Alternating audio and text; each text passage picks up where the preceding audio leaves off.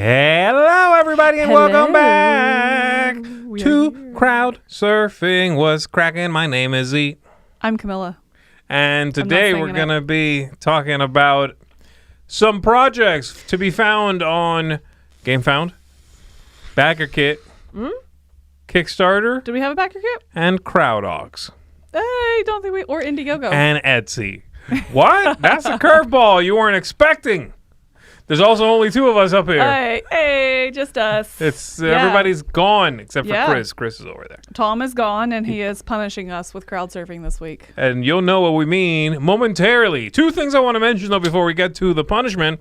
This, the show is sponsored by Gamefound. I'll get to that in 1 second. I want to talk about Dice Tower East and how you should get tickets for that. You should. You should come to Dice Tower East. It's going to be a lot of fun this year. We have special guests. Yes, we have Sungwon Cho, Pro ZD, joining us, a voice actor, and does some YouTube videos and stuff like that as well. I went down a little bit of a rabbit hole a few days ago watching some of his clips and stuff. Yeah. Yeah? It's great stuff. You should check it out. He's you should really go funny. Check out Pro ZD, fall in love, and then come to Dice Tower East, where you will get to meet Pro ZD. You'll get to meet, you'll get to greet, you'll get to play some games, and you'll get to watch live a top 10 or some sort of at least panel between the Dice Tower crew and him. We're going to do a collaborative event as well. So really cool things there. It's going to be a lot of fun. Oh my gosh, so much gaming space. We're doubling our gaming space this year as well. So, it's Christmas. There you go. What a perfect Christmas present. Give the gift of a convention. There it is. You don't have to dust it. And you don't have to store it. That's somebody I knew used to say that. That's a perfect gift. You don't have to store it and you don't have to dust it. I love it. Yeah, there you go. So, DicetowerEast.com. The other thing is Gamefound. We are sponsored, this show right here, by Gamefound. So let's take a look at something over there. Here we go. Hey folks, today we're taking a look at Foxpaw, a magical worker placement board game. This is from Godot Games. They are the folks who brought us Among Cultists, which is a game in which you were trying to figure out who was the cultist among you. This is a very different game here. In this game, you're going to be one of several different magical houses here, and it's a wizard placement game with Prisoner's Dilemma and resource management. So you have one of these different schools here, and by the way, there is an expansion coming with it too called Lost Roots expansion. And you're going to pick one of 4 different houses, and then you're going to start doing things. Go to school. I like this. You can go to bed early, that's me, or enjoy adventures at the Midnight Carnival. Oh, man, I want to go to the carnival. And there's all different sorts of things that you're going to be able to do here as you go to your magical school. And the other thing is that you're able to do is you can start cheating. There's like negative things that you can do that will help you out but could get you in trouble. Spy on things in the teacher's room. Bribe the teacher. Switch duelists. But then you might become a villain if you do that.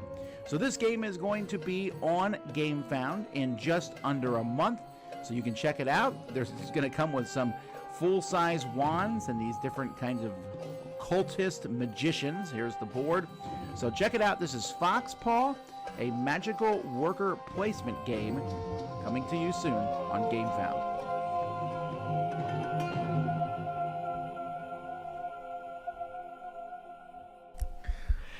All right, so we are going to jump in and start with the cream of the crop for the week here. Starting off fire. Man versus Meeple Season 5. So no, I was not kidding. This is, I think, a great project here. I really enjoy Man versus Meeple. One of the first ones that I watched, getting into the hobby and that kind of stuff. Really, really enjoy their content. They're okay. I'm just kidding. No, I think David is David is great. I like David very, very much. What is the Man vs. Meeple 10 Season 5? Am I missing something there? I don't know what the 10 is either. I wasn't sure on that. Anyway, these guys have, maybe it's 10 promos is what it is? Oh, I bet that's what it is. Okay. Because I mean, that's a really good point. And you pointed out earlier that they have, for their promo pack, they have 10 promos, and they are all in hand. Yeah, that's nice. So they're going smaller, but they have, they've selected a few they want, I'm guessing, and they have them, so they're ready to go. It's a nice way to do this, and we like those guys over there. So Go check them out. Go support them. That really is Man v. Meeple. It's a nice little shout out. to Emily on there. That's cool. Good. I like it. All right. Next up is 1 billion users. Fire! I knew I was out on this one when they're explaining it here in the video. Yeah. And they're like, yeah, so we had this game. And so we started trying to play it with a bunch of different themes to see which one fit. I was like, is that what they said? I mean, I think I missed that. I watched most of the video. It was kind of a hard video to watch. But basically, what they're saying is they made a game some time ago that was based on some old classic. They reworked it. And they were like, we kept looking for what the next thing would be. And after several years, we finally settled on... what's the original game? Traveling or trekking or whatever. Basically, touring. Right. They're like, we're going to update touring. Yeah. You know what touring is? Touring got updated many years after touring into Millborn, which is like the Take That game. Oh. And they're updating that original game that became Millborn. And instead of you racing a car and you're like, flat tire, out of gas, that they made it this. Social media is the theme. Good night. Yeah, this is... So it's a Take That social media card game where you are trying to get to 1 million followers and you can be like, your network is down. Right. Your code is corrupt. I don't think it's necessarily like a bad theme. I mean, it's very modern, right? Trying to get the followers. But yeah, throwing the Take That in there, I mean, that's just such a hard This is first pass. and foremost to Take That game. Like, that is front and center. If you know you are interested in that, got it. That's what it is. They're not hiding that. It's not on the back burner. Yeah. This is a Take That game. That's what it's about. Got it. Okay, well. We're still on the good ones, guys. Justyna. Thank you. And Pitor. Okay, that's what I thought. Okay, yep. Justyna Dura. and Pitor. The Playmat collection. So they're artists. They're artists that do a lot know. of Magic the Gathering So artwork. he's it worked looks a lot like. on Magic the Gathering. Her profile was a little larger. WOTC, what is that? Wizards of the Coast. Yeah, the nailed people it. who make Magic the Gathering. I didn't want to say that and be bad or be wrong. You're good. You got it.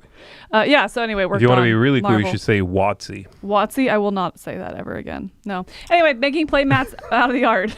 Yeah, this looks like it's an Ultra Pro that they are printing with. It's cool. They're talking about it's stitched edging. You see this stuff at like Gen Con and places like that all the time. They're not on the cheap side here. It's about $40 per playmat, which is kind of in line with this sort of artwork. When it's I think so, yeah. artwork this big, like sort of featured on in Magic the Gathering or whatever, and they need to have approval from them, in fact, to finish printing these. That's about in line. They do say it's stitched edging and, right. It's sort of kind of what you expect This the is Magic definitely artwork to look like. Yeah. Right. I think this is definitely one if I didn't attend things like Gen Con, like Essen, that kind of stuff where you see booths and booths and booths of this stuff, then I'd be very interested in this. Yeah. If my go-to to get the playmats and stuff was the local magic shop, the Cool Stuff Inc. or something like that, then I'd be like, oh, this is a neat way to have access to something that you usually only see at those bigger conventions. I'm just surprised they're running a Kickstarter for this instead of do what people do where they offer this on their website on demand sort of printing. I do wonder, is it just trying a new platform to get it out there and the visibility of it? It's I don't doing know. well. It's got 400. They funded at 20. Yeah. They're making 32, 400 backers right now. I'm not faulting the methodology here at all. I'm just surprised. I don't often see, hey, we're taking our artwork and turning it into playmats, full stop. That's what the project is. Yeah. All right. First Monday in October. So this is coming from the Fort Circle here, who also did Votes for Women, Shores of Tripoli, a lot of historical based games. Right. And Jason Matthews is the designer here who's done Twilight Struggle famously, and then 1960, Sola Fide, the historical games. Yeah. Is his bread and butter. Here's another one, right. based on history or with specific people from history, right? The different justices. Justices, having real cases, having, obviously all of this very abstract, which is kind of what he does, but feeling thematically supported. It has that war game look a little bit. I know it's not what it's about, but to me, the real world imagery, pictures of historical figures, and then the look of everything screams to me war game. It has that same look as a war game. Very and much. I'm always like, it looks so serious. It looks so like devoid of laughter and fun. This looks grown up. I don't know how else to put it. And I'm like, I'm not into board gaming for grown up. I think the theme fits this look exactly. Sure, absolutely. You know what I mean? I think this is one of those games or projects. The more I'm looking at it, I'm like, I have so much appreciation for this. This is not anything that I want to play in, if that makes sense. It's not fun. It sounds like work. Oh, and I guess I made a mistake here. My bad. Jason Matthews is the developer.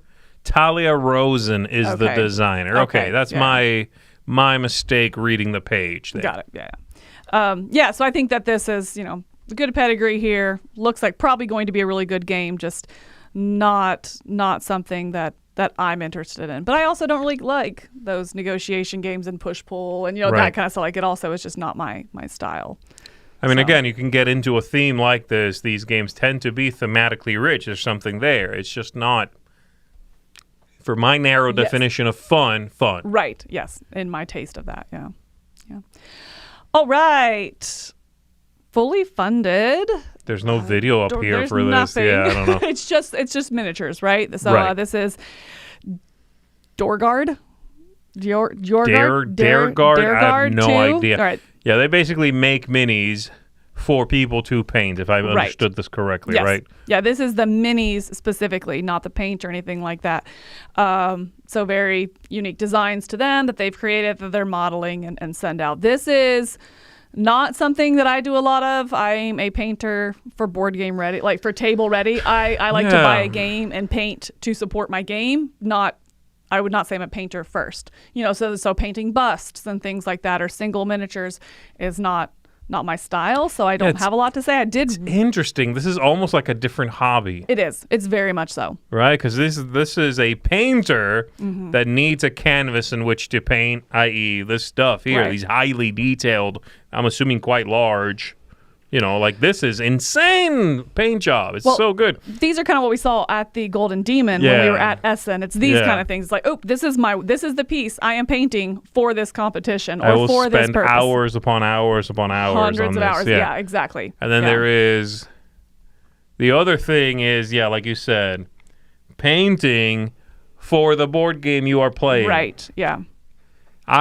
This is so insanely detailed. The people they are showing their artwork here, their art, I should say. It's so incredibly well done. Yeah. The paint really jobs. It's mind-blowing stuff. It really, really is. This is beyond me and beyond the scope of why I paint, but I think that there's some really, really neat busts and scopes in here. So, yeah. So if you paint because you're a painter, there you go. I have always liked in games, and very few games do this, but I do love it when a game has a figure that represents you or whatever, and it is a bust. Just the bust, yeah. Yeah. I don't know why more games don't do that. I really like it, especially if it's on a score track. Like if you have, for example, Tidal Blade's the first one. So you have your character, that's a full mini, and that's what you put out on the board. But for the score track at the top, it's a little statue bust of each of you. And I really like that because then you all have these little, busts that you move up the score track, and that's your token on the board. I really think I don't know. Yeah, there's a couple of CMON games that I know did it back in the day. There's very few games that do it. But I find it so elegant when a game, instead of a token, which looks dry, and a full figure, which looks very action-packed, if it's a bust, it's so classy. And that's a good point. I think it's classy and it's elegant. Yeah. So it needs to represent. I wouldn't want it in Oathsworn, for example, as I'm going through a big fight. No, I want that action mini. Right. But if we're in the town phase, give me a little bust to put out there or something like that, So, yeah, I like it. Adaptable Adaptabletop. Shut up, Chris. Adaptabletop Prime. Adaptabletop. Adaptable tabletop. Adaptabletop. Adaptabletop. No, but it's a play on table. Adaptabletop. Thank you. That's all we need to say about this. There's nothing more. Haven't these guys done this before? Where they have the sort of table on a table thing? Mm-hmm. That's kind of what they do, and then you can sort of have it whatever size you want to. It's elevated, so you can put stuff underneath, whatever, and then little trays and what have you. This is fine. This is okay. Adaptabletop Prime is the worst Transformer. That's true. He blends in really well, though. The one thing I thought was a weird throwbacky part of this was the LED lighting. Really? Yeah, we're still doing that? Come on. Oh, I mean, at least you could just not put them on. You know what I mean? Yeah, Because they are 100%. just the strip lighting. It's not like built in. I'd just be like, I'm not putting that on. No. It's also worse than the LED lighting on tables, which already I've really grown to not appreciate LED lights built into a table. I'll say that. Very kindly But said. this is even worse because it's higher to the eye. Right. Yeah. Closer than the eye.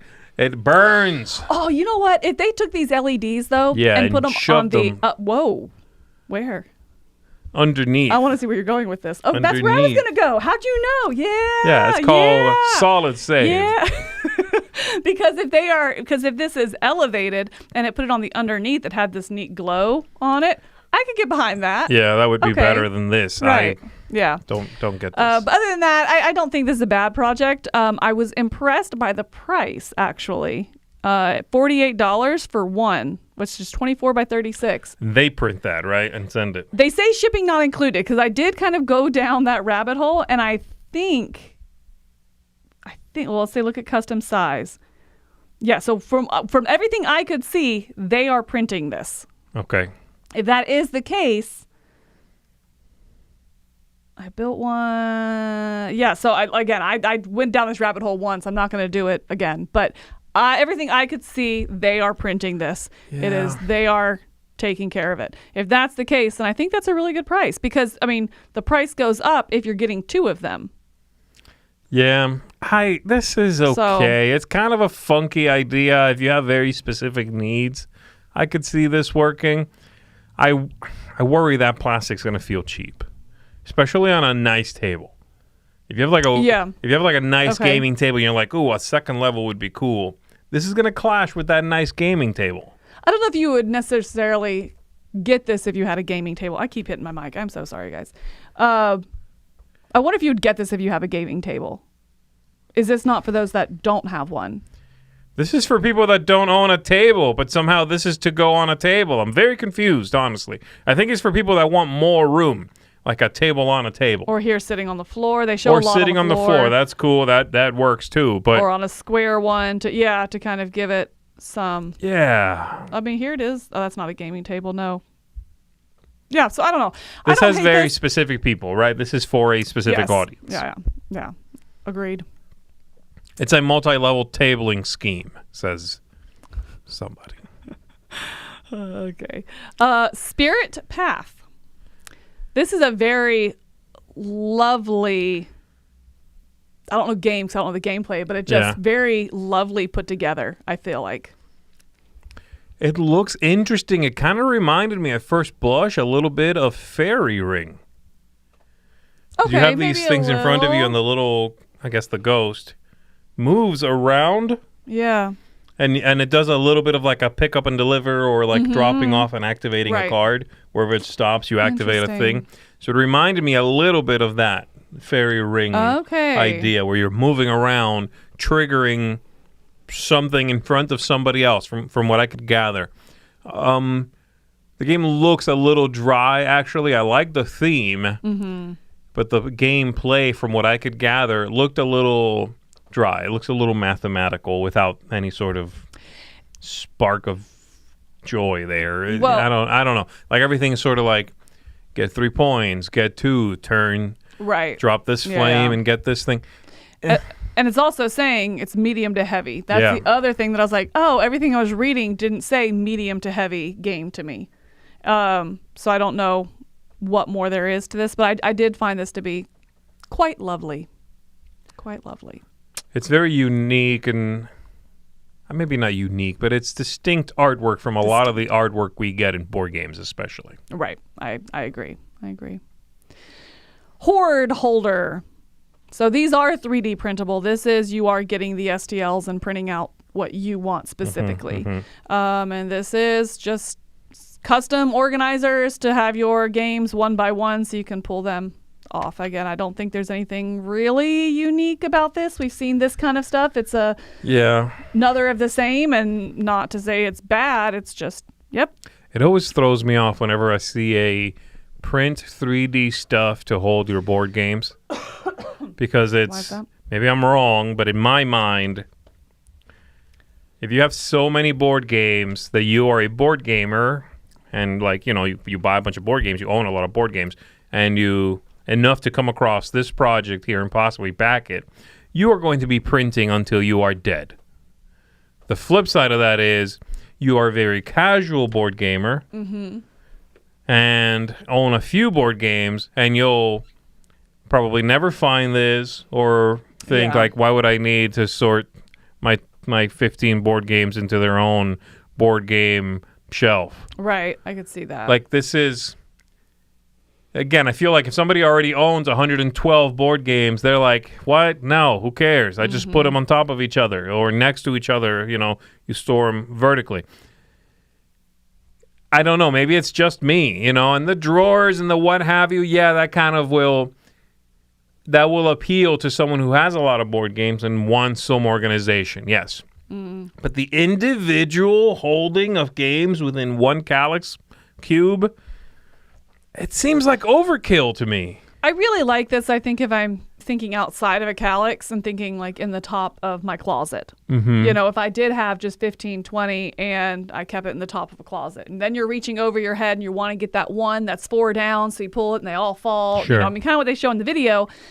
But I feel like it's more realistic coming off bookshelves or coming off like high bookshelves where you have them stacked up 7 or 8, not 4 or 5 like you might in a Kallax. I think this makes me very happy organizationally looking at it. I just think if it's game night, I'm pulling off that there's maybe twice a night I have to do this. Pull off the 4 games, get the one I want, put the rest back on top. You know what I mean? It's not a time saver necessarily. Yeah. Because of the way I'm storing them in Kallaxes. Right. But it does make me very happy seeing them so pretty and lined up and organized. So that makes me happy, but I don't think I need it. I just wonder about an audience here. How well is this doing? Maybe I'm wrong. Maybe it's amazing and everybody wants it. No, yeah. It's doing okay. It's also not unique at this point.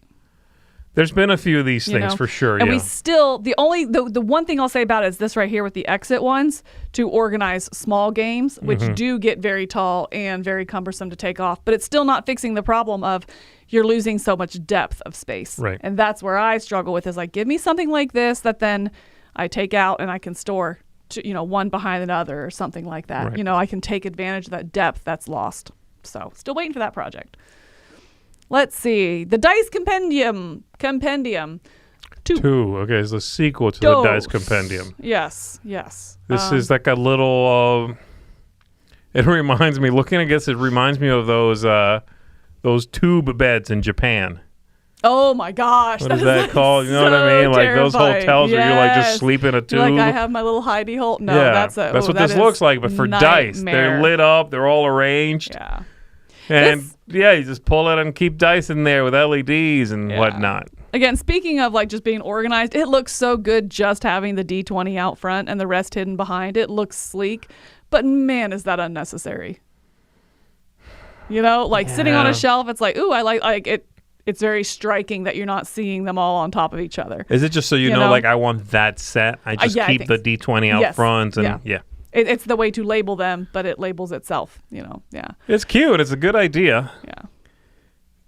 If you're someone who loves dice, you collect a lot of them, you want a new way to display them, this is not terrible. I like the idea of storing your dice. If you have a lot of sets like this and then figuring out, what you want. Yeah, you can also I agree. apparently randomize it That's to hilarious. pick a set for you. That's amazing. Ah, that's funny. It's cute. I guess so. Oh, you can assign individual LED colors. Oh, this is a rabbit hole I don't need to go down. All right. Okay. Wait, what? You can put two together side by side. All right. Ready to move on? Yes, Okay, please. we do. Next up, squishy grip. Go back to the lights with the cubes and the... Squishy grip. I'm going to have nothing positive to say, so I'll let you start. Squishy grip is from a group of students at I looked up what DMA was, Design Something Incubator class at Pasadena City College. So it's a class of, I'm assuming a college class, where they come together and design crap to get passing grades. And they decided... So this is a project, a school project. Yeah, this is a school project. And they decided this is good enough where we can ask for $62,000 for this. Yeah. Yeah. It is a roll and move, right? Yep. They have played Candyland. And you are stuffed animals. You are collecting stuffing. If you have enough stuffing, you can challenge the big boss. You are playing cards on each other, things like Skip. I'll let you take 3 guesses as to what the card Skip does. Yes, you got it on the first guess. Yeah, it's fine. Hey, look, it's a college class. I just don't think that this is something you need to then go and crowdfund. No. Right, and again, as evidenced by it not doing particularly well, there's not a particularly large market for this. Right. Yeah. I guess failing to fund is a good lesson as well, says Violent Frog, and I suppose I agree with that. It teaches you something, But it does have a sea otter. I didn't realize that. I have a lot of positive things to say. Go ahead. I love sea otters. I think they need to be in more games, and I applaud that. Wait. But they're stuffing them because this is about stealing each other's stuffing. Yes, Are you correct. stealing the sea otter stuffing? Yes. I'm back to nothing nice to say. No, it's Take That. It's very Candyland meets, Take That. I mean, hey, if you land on this space, you take 6 stuffing from somebody. If you land on this space, you take 1 from everybody. Yeah. Well, I think I was telling these guys, it's like, yeah, this is like a game from like the turn of the century, and I don't mean this century. Right. This is like the kind of stuff that used to come out of, during the late 1800s. Yeah. This is one I expect. It's what I'm thinking you would pick up at 5 and below and be like, oh, all right, you got me. But yeah, crowdfunding is maybe not the best platform for this. But I hope it got them a good grade. I assume it did. That's why they're like, oh, we can make money from this. Nailed it. Yeah. Well, good. Congratulations. This one here's the GM Citadel, a 3D printable GM screen and storage case. I thought this one was interesting because of that travel nature of it, that you are going to have this screen, but then, when you get together to D&D, you can just travel and it'll be all right there together with all the minis, all the stat cards, all that kind of stuff right inside. It is printable, but I still thought that was a unique take on one of these DM screens. So, and you can see an end, sort of like the light at the end of the tunnel if you choose to undertake something like this. This is doable for a 3D printer. It's a lot, which will take a while, but it's like, okay, I need to print this much. It's that as much as you're seeing. I can do this. It's not that sort of like I'm just going to be printing shelves for the rest of my life kind of feel. This looks cool. I don't know if I would have called it Citadel. It looks like, if you look at that Citadel word with that color in that font, definitely looks like Citadel paints. The paints, it does. Very much so. Yeah. The GM's Citadel, I understand what they're going for. Yeah. It's like their keep, their structure. Call it the GM's keep. Something like That's a word for a castle, where things where you can, a hidey hole. Yeah. Call it the GM's hidey hole. Right. Maybe don't call it that. Yeah, no. I take that back. I take back my support of that statement. This looks all right. I think this is a neat idea. Thanks for the super chat, Danny. Merry Christmas to you as well. Playing Nemesis. That was fun. That was good. Remember that? That was good. Absolutely. I do. I got the game after that play. So that was yeah, fun. that Super was. fun. We have a print and play here that we're featuring because Joey's not here to back Joey's it. about to burst through the wall. 100%. I backed it. Yeah, I did. Yeah, I'm sure our phones are blowing up right now. He's so proud. Quiltable, Christmas quilting. It was interesting. Did you watch the video for this one? I watched a little bit. So they're doing 12 of these over the next year, basically. Right. Giving you different games that have this theme is sort of what I was gathering. I don't know if it's the theme because it is at 12 Christmas games then because I was like, I don't know if I want a Christmas game in May. I didn't know if it was just 12 different ones they're committing to or all Christmas themed. I thought they were all I thought they were all Christmassy. Okay, got it. That's what I thought. Okay. I was kind of back and forth on no, see, I think it's all in quilting for the 12 games, Quiltable, Christmas, festive, fireplace. Oh, So I okay. think the theme is Well, I think Christmas and festive, my festival of quilts might have also been a little Christmassy. I Got thought it, they, okay. yeah, from what I saw, it all looked a little Christmassy, but okay. I think it was more quilting was the theme that's gonna carry over. So, yeah, it's a print and play roll and write. You have dice and you're rolling and try to quilt festively. what's the is quilting like a big thing? Like, just correct me if I'm wrong, but isn't quilting just like sewing squares together? Oh no, I mean, oh that's really reductive. Oh. What is quilting?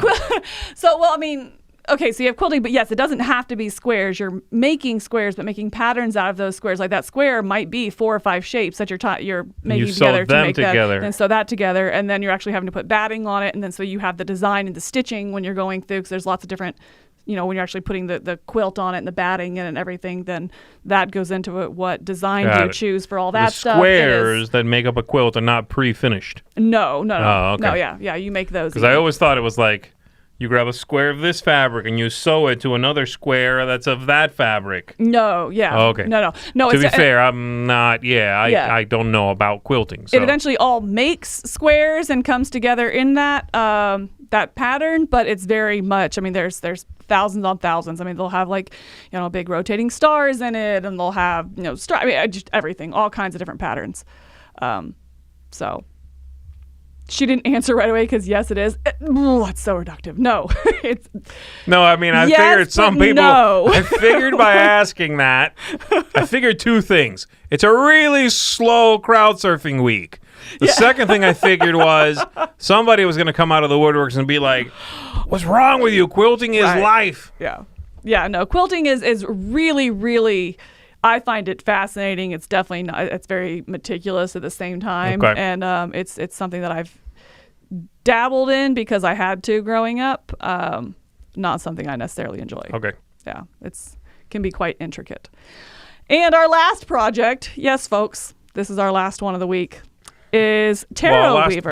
Last game. Yeah, we have more to look at here. But Tarot Weaver.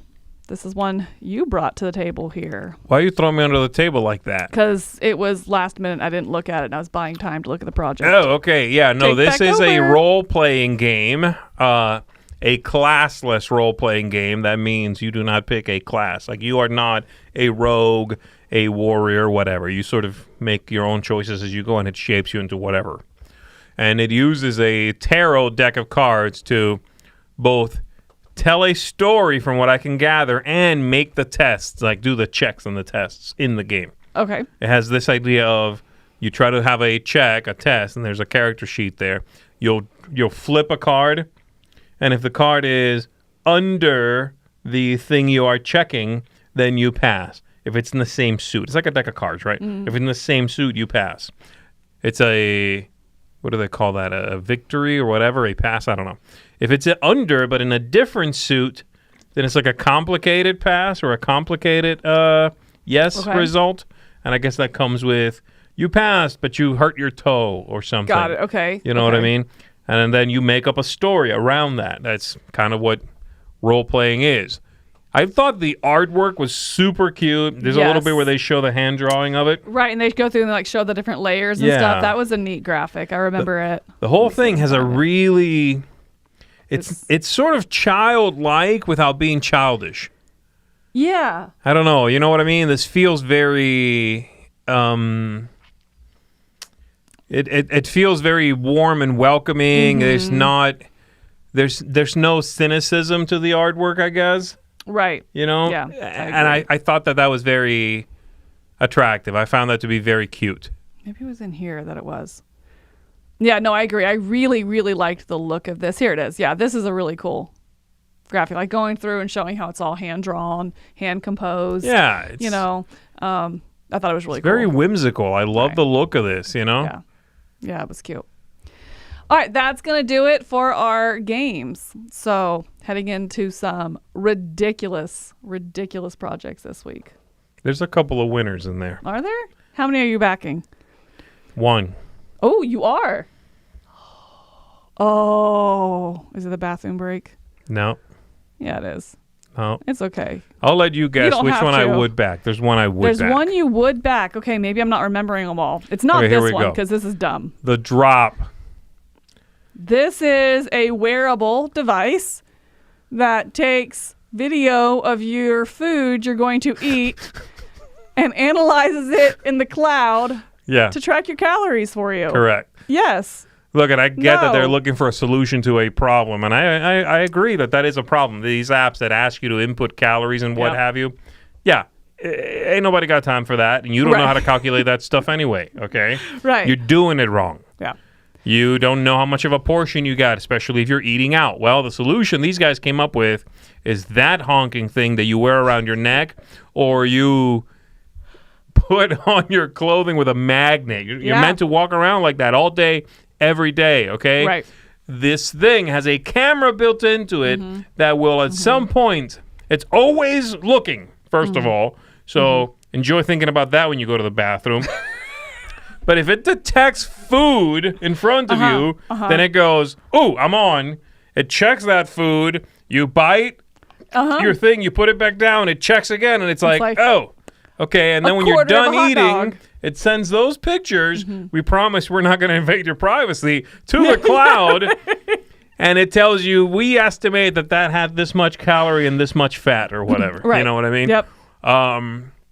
But then it also goes back to, did you forget to wear it? Don't worry. You can still get in the app and track it manually. And it's like, no, that's what the whole thing that we were getting away from. Yeah, I don't know. This is, again, like you said, kudos for trying to solve a problem that is a problem. You're not creating a problem to solve it. But I'll give them props for that. This is an actual thing that I could see coming up with a solution for. I do. Yeah. Because a lot of the time, we see projects and you're like, this is not an issue, y'all. Y'all are you're trying to create a solution to something that is not a problem. Right. And things we have, honestly. Yeah. We don't have this.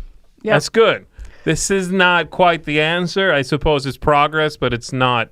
Yeah, I'm not wearing this. Right. And I'm not trusting it. No. Yeah, no. Yeah. So everything I keep coming back to is like, nope. So, all right. This isn't it, huh? I thought this would be it. The portable toilet. I'm not going to show the videos because they're slightly uncomfortable. They are quite uncomfortable. It's a thing it's a plastic handle. Yep. With a bag. That absorbs and solidifies liquid. Yeah, so like in like 30 seconds, it locks in liquid and locks in odors and solidifies liquid. This is not, again, a bad idea. This is a problem. What do you do on the car trip? You know, when you're in the middle of traffic and your kid's like, but I have to go really bad. You're like, then you're peeing in the bag. Pee in the bag. Pee in the bag. That's what you're doing. You know, or I mean, so this is a problem. But they lost me when they're like, it's reusable up to 3 times. That was the part that made me. That's the part that made me laugh for sure. Oh, it made me They're gag. like, it's got a shelf life of a very long time, like 5 years. I'm like, okay, great. You know, you can store this in case of emergency. But then once you crack it, it comes with a seal, and you use it, they're like, and you can use it up to 3 days after that. No. You want me to put this back in my handbag and carry it around for 3 days? That's like changing your kid's diaper, putting it over here, and then 3 days later be like, he can reuse it. We're good. You don't open that diaper again. No, that thing goes outside and stays there. No. I do love these video animations of like, has this ever happened to you? No. Right. This is dumb. No, there've been Hold that bag correctly. No, there's been times in the bathroom where I'm like, oh, I wish they had a solution. But does this not exist? Something like this? that absorbs it like this? I don't think so. I mean, they make like barf bags. Oh, this would be good for barf bags. Okay, I take back.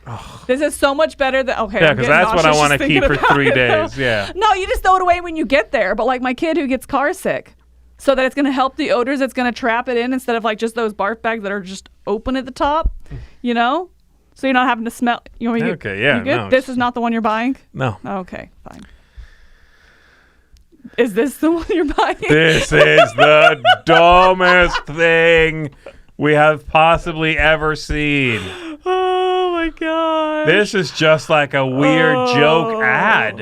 Or like, hey, What? give us money. We'll send a Rubik's Cube to the moon with your crap on it. But also, can you do that?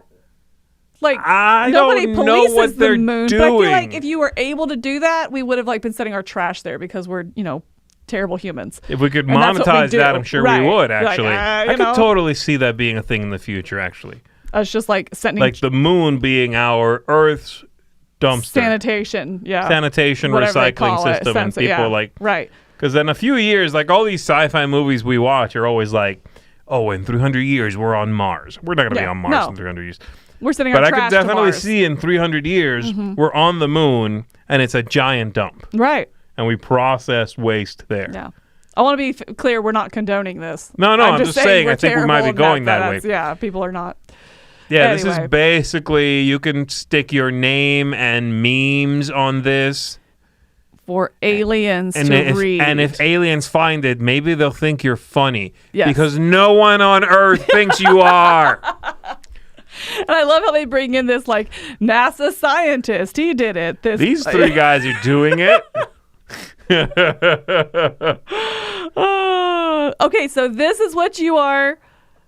This is what you'd get. This is the last funny one, so it has to be this one. Yeah, this is a what cool you want? spatula, yeah. No. Did you see the spatula? I did see It's the spatula. That's the whole thing. Okay, it so is. basically it's a spatula, tell me right? about it But you anyway. can detach the Yeah. spatula head, I call it, and reattach it at various different angles, including the dreaded 90-degree angle that gets under things like lasagna and air fryer deep food. This is cool. You don't like this? I thought it was I don't good. Like this. I think it's dumb. This I is mean, good. I guess liked it's it. not terrible, but no, I don't need this. You don't? No. You don't ever find yourself with the need for like a sharper angle? Well, yeah, Then- but you just make do. I don't. Yeah, I don't know. I don't need this though. I'm making do. I've made do this long. I don't need a new spatula to fix this problem that hasn't been a problem. I don't know. I love that one. That's the last one's That's my basic. favorite. The Yeah. 0 degree. I mean, the 0 degree. That yeah. That one is I just a have been missing scraper that. because on the other edge is like it's like a little harder edge on the other Yes, edge, so yeah. you can use it to like scrape without damaging a pan or anything. Right. This looks all right. Yeah. This looks fine. I wouldn't back this. I would Come on, definitely but- laugh at you for this. But Yeah, I get it. But this looks okay. I thought it was the video, the presentation, the entire thing actually looked neat, and I like that too, that because it's coming at the spatula from only one side, you can reach the bottom of something. Yeah. I could see maybe after I use this, be like, wow, this is the thing I didn't know I needed that I needed. 100%. You know what I mean? But Come around. still, nah. All right. That is it for both games and not game projects for the week. Like I Fire. said, Tom is torturing us. So thanks. Thanks, Mr. Vassal. With that, let's go to Picks of the Week. We'll start with Mike. Hey there, everybody. It's Mike Delisio. And common wisdom says that it's not really a good idea to launch or have a crowdfunding project ending around the time of the winter holidays. And I think this week reflects that. However, I did find one that I thought was quite interesting, and that is Spirit Path. A lot of people know that I have a fondness for Japanese themed games, especially games that are made in Asia, because I feel like they have different kind of sensibilities oftentimes. This one looks much like that, a medium to heavyweight game with kind of a minimum of components, a little bit of a rondelle thing going on. So I am excited about Spirit Path, and that's going to be my pick of the week. All right, let's head back down and see what the crew in Florida have to think. All right. I think it's really impressive that he still has that picture of Knizia back there. It wasn't just for the gag. Oh, no, that's It's really like there all the time. on his shelf. That's a real Yeah. shrine. That's a real shrine. Yeah, All right. it's not a gag shrine. It's a real shrine. What do you got? Me, I am going to go with the Man versus Meeple. I think it's really cool. I love the way they're doing the promo packs, that they're all in hand. As the one who manages the promos for our crowdfunding and stuff, I just have a lot of admiration that he already has them in hand. He's like, nope, I'm ready to ship. They're here. Y'all, that's a feat. That is difficult to do. So congratulations. I think that's great. I love their content. I want to keep seeing more. So I really like the way the page came together. I like the group here. So that's my pick of the week is Man versus Meeple. And my pick of the week is almost the spatula, but after being shamed as a spatula lover, I'm going to go with Tarot Weaver. Okay. Tarot Weaver to me is it's not the kind of thing I would normally back. I'm not much of a role player, but I do like that if you do this, you get a storytelling game, right? The ability to sort of come together, play a game with a rule book, and you get a cool looking tarot deck as well. Mm-hmm. It just looks distinct. It looks unique. It's very whimsical, like I said.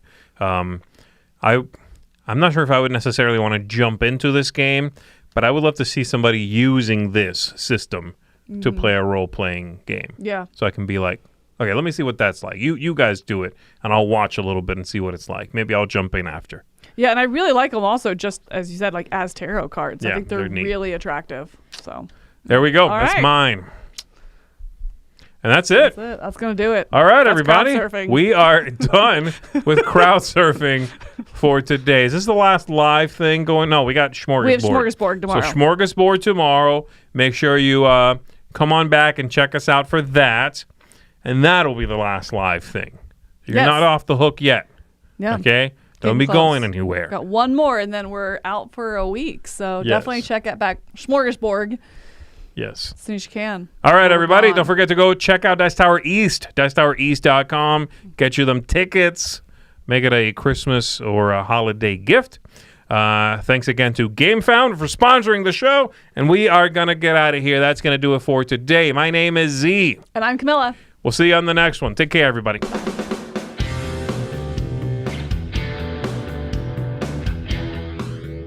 Hey folks, thanks for joining us for that video. If you haven't yet, like the video, subscribe to the channel, and hey, make sure you check out what's happening, where I'll cover an app on an iOS or a Switch device, and you can check it out along with me. Thanks very much.